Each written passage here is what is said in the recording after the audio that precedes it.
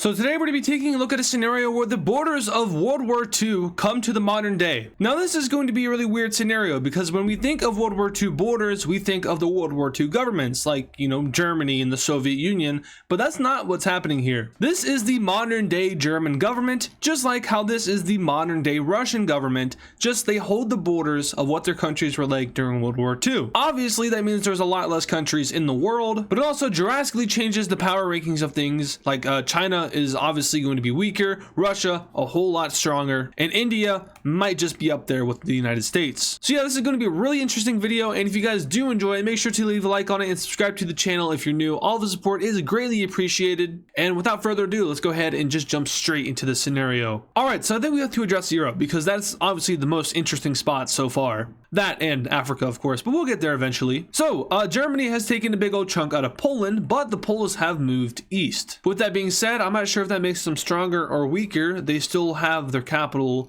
of Warsaw, so maybe they're stronger. And I do want to say that this isn't like exactly World War II borders. This is more like 1936 borders. But there are a lot of people who like to argue that World War II actually started in 1936 when Japan invaded China. At least I think that was in 1930. It was somewhere in the 1930s. So we'll be basing it off of that. So, Czechia still exists. Austria still exists, obviously. But yeah, world relations are exactly the same as they are in the modern day. So that means that NATO still exists. So let's go ahead and take a look at them. All right, so here we have NATO in Europe and of course the United States and Canada as well. But as you can see, not every single NATO country is in the alliance. And that's because we have to ask ourselves a pretty important question. How do we want to approach Romania? And how do we want to approach Yugoslavia? Because obviously Romania holds a little bit of land that belongs to both Ukraine and Moldova, whereas Yugoslavia is just a mixture of modern day governments together. So who gets the edge? Because Serbia would not want to be in NATO, but all of the other countries that are in Yugoslavia would want to be in NATO. So do we go ahead and put Yugoslavia in NATO for that purpose? I would have to go ahead and say yes, and that's just because of majority rules. And I think the same thing has to be said about Romania because of majority rules. Obviously, Romania is the largest country that is a part of this blob, and they would likely want to be in NATO. So here is our completed NATO. It encompasses all of Europe. Obviously, Russia does not have Kaliningrad anymore because that belonged to Germany in 1936. And also, apparently we have micronations now. So we have ourselves, of course, Andorra, Monaco, the Vatican, and San Marino, the greatest countries in the world. There's also Liechtenstein up here. So, okay, we have NATO established. What other defensive organizations exist? Well, actually, almost none. We have the axis of resistance in the Middle East between Iran, Syria, and Lebanon. I won't be coloring that in because it's not really a major alliance. We're only going to be coloring in major alliances. So, also, we have to bring up CSTO, which also doesn't exist. And that's because all of the CSTO countries are former Soviet countries, and as you can see, Russia has all of the former Soviet countries within themselves. I worded that horribly. Basically, CSTO is just Russia. But we're going to go ahead and color in Russia because they're going to be forming their own new alliance, and it will be with China and, Korea. Not sure what that was. So how do we approach Korea?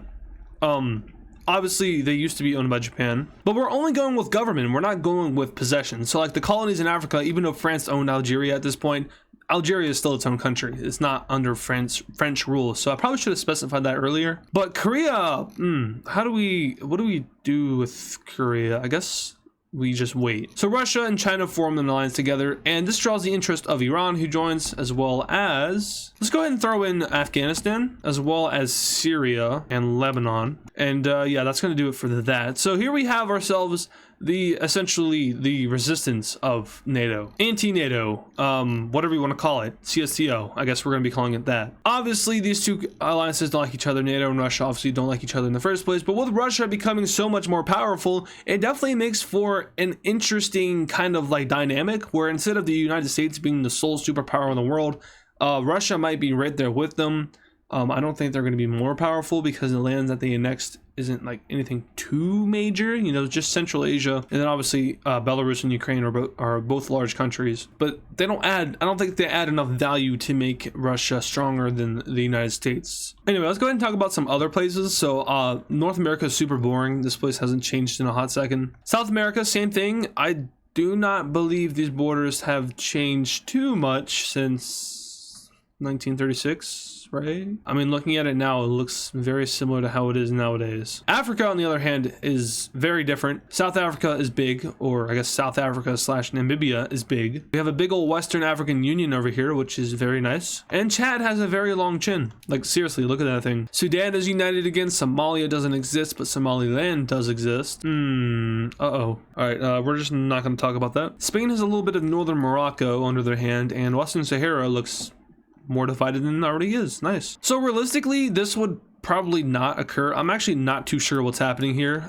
Excuse my lack of knowledge of Western Sahara. But for the sake of our eyes, I'm going to go ahead and get rid of it. I'm going to split it so the West African Union will get the southern part and Morocco will get the northern part. So now we have it looking something like this. And also, for the probable sake of realism, we're going to have the Western African Union annex all of these countries down here. So Sierra Leone, Liberia. And now that is all cleaned up and looking more feasible. So now where do we go? So we have Myanmar joining in on the Russian alliance. And at this point, this alliance is getting pretty freaking large. Like, very large. Iraq will join it, as well as Yemen. I'm actually not too sure which Yemen would join.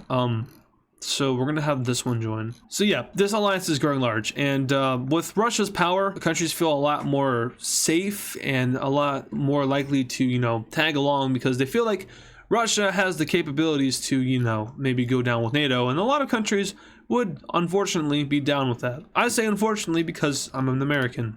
I don't want to die. All right, who else is joining this? Probably Sudan. And at this point, it's getting kind of like bad. Hello. So with countries in Africa starting to join this thing, NATO is going to take the initiative to expand their alliance globally. Unfortunately, CSTO also does this as they put themselves in North America by taking Cuba as well as Honduras. That's not Honduras. That, my friend, is Nicaragua and Venezuela. So yes, anchors in Americas. This is going to frighten America.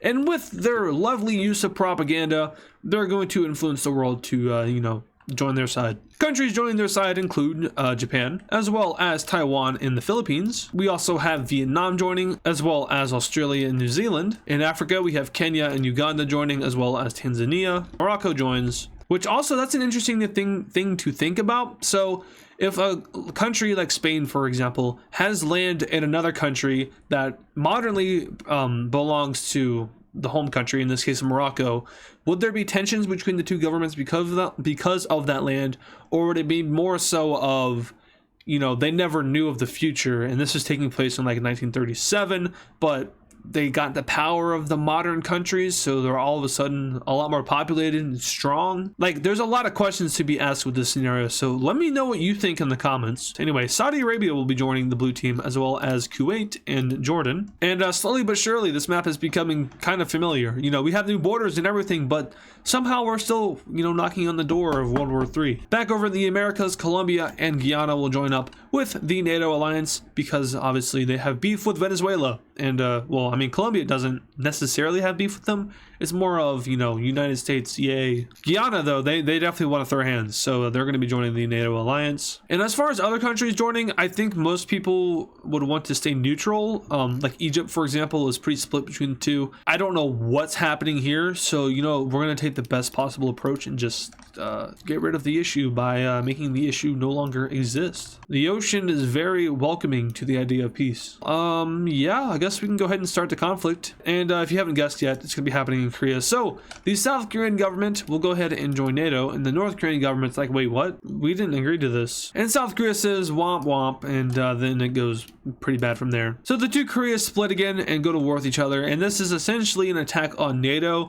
So yeah, NATO responds to this. It just turns into a world war. So yeah. So where are these fronts going to be fought? Well, as you can see, all over the world. We're going to be knocking out the Americas first, though. So firstly, we have Colombia working with America and other countries in this continent area. They're going to be taking on Venezuela, and they're going to be doing very well because Venezuela is too broke to fight back. Even Guyana gets some land out of it. The US is quick to take on Cuba. Now, of course, Cuba wouldn't fall that quickly, but for the sake of pacing in the video, bye-bye. Over in Europe, this is where things are going to be very bloody. We have the Russians pushing into the Baltic states and taking on a lot of land. They then push into what is Poland, or I guess previously Belarus, and down into Romania as well. The Russians have themselves a lot of manpower, and they are likely to use all of it until the very end, just like their former Soviet selves. The Middle East is an interesting one because this is not going to go well, but the Saudis will go ahead and take out the Yemenis? What are people from Yemen called? Yemenize? Something like that. They take them out and immediately refocus themselves up north, where Iran and Iraq are pushing into Kuwait in themselves. Turkey will go ahead and take on Syria from the north, and this goes extremely well because it's Turkey. They eventually meet up with Jordan and broaden that front line, which was just established. Elsewhere, though, Iran and Russia work together to push into Turkish land, and there's even a slight pushback over here in Iraq. Also, let me know if you like this color red better. I think I like it better than the normal red, which looks something like this. I don't know, it's too vibrant. Of course, I could also like dim it with my sliders, so I can do like that kind of red. Back over to Southeast Asia. Ouch, there goes Vietnam's head. Taiwan will be able to hold themselves off from a weaker China. Manchuria, I'm not sure if they would join a side. I mean, Tibet obviously is definitely not going to be joining any sides because they don't like China, and they're more so friends with India. Over in Korea, Japan and South Korea work together to swiftly take out the North, who doesn't have as much help as they usually would in real life. And from here, they take a small amount of land from Russia, although it's not too much because the Russian troops are there. Back over in the Americas, Venezuela is taken care of eventually as American troops make landing in the north of the country, and they collapse. Yeah, they weren't going to last long anyway. Now American troops are on their way to Europe and Africa, and this is going to make the war a little bit more interesting. Morocco will attempt to start an offensive into Algeria, but they are eventually stopped by the Algerian military. Up north, we see Russia's invasion of the Baltics being a success as they knock out 2 of the 3 Baltic countries. They also push deeper into Poland and are threatening their capital of Warsaw. Down south, the Russians focus on taking over the coastal areas of Romania, also knocking out their capital in the process, and securing some land along the Black Sea. In the Middle East, Saudi Arabia is able to push back against the Iranian invaders, and from here, they push into Iraq and take Baghdad in a stunning campaign which catches the red team off guard. With this major loss in the south, Iran is forced to pull out some of their troops from Turkey and reorganize themselves down south to hold off a potential defensive front if it so comes to that. It doesn't look like that will be the case though, because Turkish and Saudi troops stop at the border of Iran and do not invade any further into the country. Instead, they're mostly holding out, waiting for assistance from either America or some of the European countries. Speaking of assistance, the Aussies and New Zealanders and the Filipinos are all going to Vietnam to hold off China. This new bolstered force is actually enough to push back the Chinese a little bit, although a stalemate eventually breaks out. Same thing going on here, not much movement, as Russia is mostly focusing its forces on Europe. Same old Finland, they are going to push into Russia and take a lot of land, and they are going to threaten the city of St. Petersburg. And this is where Russia has to kind of change their approach to this, because they can't just go in, gung-ho. Finland is a capable country, and they are definitely capable of, focusing their forces straight into St. Petersburg and taking the city, which would be a pretty big loss for Russia. So they don't want that to happen, and they're going to kind of rethink their strategy here. So they're going to take some forces which were invading up north here and kind of do the same thing Iran did and organize them into a defensive front up here. Of course, they're not going to be losing that much land though, because it is Russia. They have a lot more manpower than Iran does. And even while that defensive front is happening, we have another offensive happening in the south as Russia pushes into the center area of Romania and takes a few major cities. And from here, they're able to take Warsaw as well. Now, the response from NATO in the west has been very weak. The defending that they have been doing is very questionable. Russian troops are even into Bulgaria and down their coast into Turkey, and eventually they reach down into the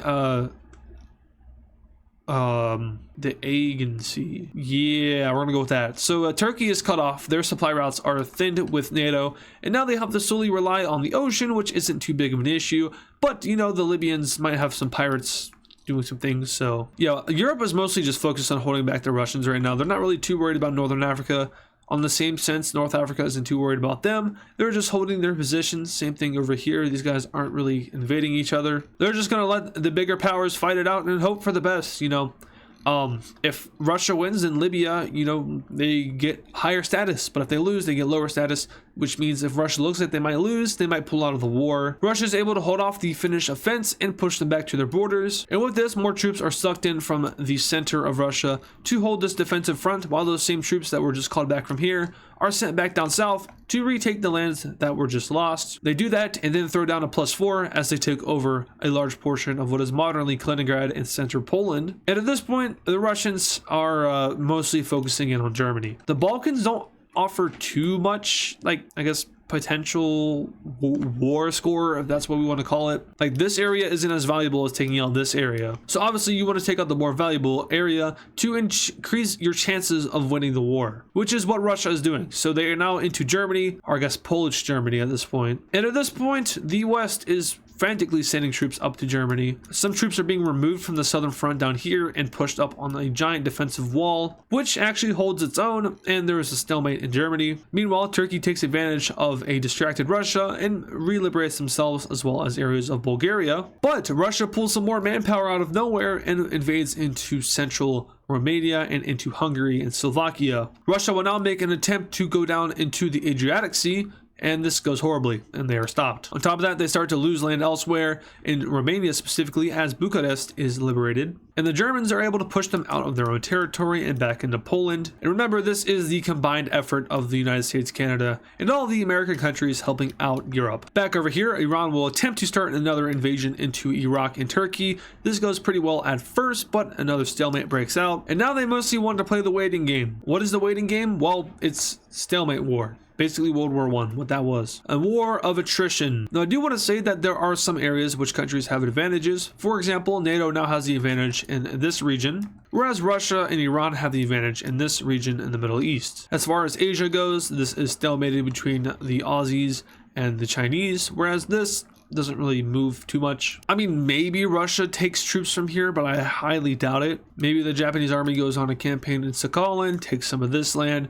But overall, I don't see them really trying to push into Siberia too much. That seems like too much. The US, of course, would be occupied with Eastern Europe. They might be sending some troops over to Japan, but those would probably only be for defense. And yeah, like I said, the war of attrition kicks in. Over the next few months, though, there are some pretty important campaigns which take place, such as a massive liberation attempt at the Middle East. It goes pretty well. Baghdad is obviously recaptured, as you can see here, and even parts of Syria are reclaimed. Back over in Eastern Europe, we can see that the Poland is almost liberated. Warsaw is within sight if it isn't captured already. Let's just go ahead and make that official, just in case I'm blind. And yeah, the Russians have been pushed back pretty well, but they have been making progress elsewhere. As for this front, the Europeans kind of got bored of the war of attrition thing and settled in on jumping Algeria, which went extremely well. They took over Algiers. That essentially collapsed Algeria as a country. As for Libya, same thing. Tripoli was taken, and from there they essentially collapsed. And you can see that the West is attempting to win on the outside before getting to the core, which in this case, the core is China and Russia. Whereas for Russia and China, it's kind of the opposite. They want to go for the core immediately and end the war as soon as possible. So in this case for NATO, the core would be Germany, France, and the UK, and probably the United States. But I wouldn't call this like a necessary core to take out. You most likely would just want to take out these three countries, and then the war would be over. I don't think the Americans would care too much for Spain. Like, I don't want to call them a core country that they have to take out, because honestly, I don't think they are. I think it's just France and Germany and England. My bad, everyone. The UK, the British. Gotta be specific. You don't want to make the Scots angry. Over in Ireland, they even get mad at you. So, where does this war go from here? I don't know. I didn't get that far in my planning.